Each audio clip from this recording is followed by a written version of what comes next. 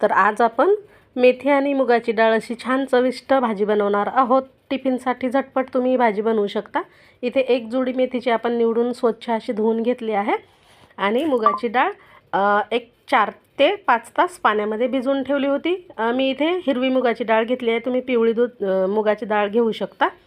तर आता या कढईमध्ये तेल टाकलं आहे, त्यामध्ये हिरवी मिरची लसूण वाटून असं यामध्ये टाकायचं आणि छान परतून घ्यायचं, याचा कच्चेपणा दूर होईपर्यंत। आता हे थोडंसं परतलं की मग यामध्ये आपण बाकीचे सुके मसाले टाकणार आहोत।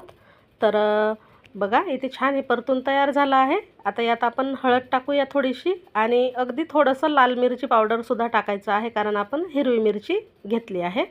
आता ही छान निवडलेली आणि धुतलेली मेथीची भाजी टाकायची, 1-2 मिनटं परतून घ्यायची आणि नंतर मग यामध्ये मुगाची डाळ मिक्स करायची आहे। ही भाजी म्हणजे सुरुवातीला खूप जास्त दिसते, शिजून कमी होते, त्यामुळे आपण मीठ आत्ता न टाकता थोडं नंतर टाकणार आहोत। आता बघा ही भाजी परतून झाली आहे। आता यात मुगाची डाळ टाकायची भिजवलेली आणि चवीनुसार मीठ टाकायचं आहे। थोडंसं पाणीसुद्धा टाकायचं, म्हणजे ही मुगाची डाळ जी आहे ती शिजली पाहिजे।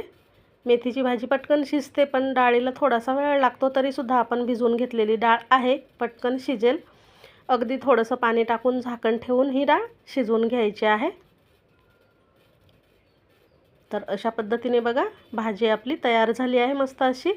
तुम्ही भाकरीसोबत चपातीसोबत खाऊ शकता, टिफिनलाही देऊ शकता, झटपट होते आणि कमी साहित्यामध्ये। नक्की करून पहा कशी झाली, कमेंट करा। व्हिडिओ आवडल्यास लाईक करा, शेअर करा। भेटू अशाच छानशा आणि झटपट रेसिपीसह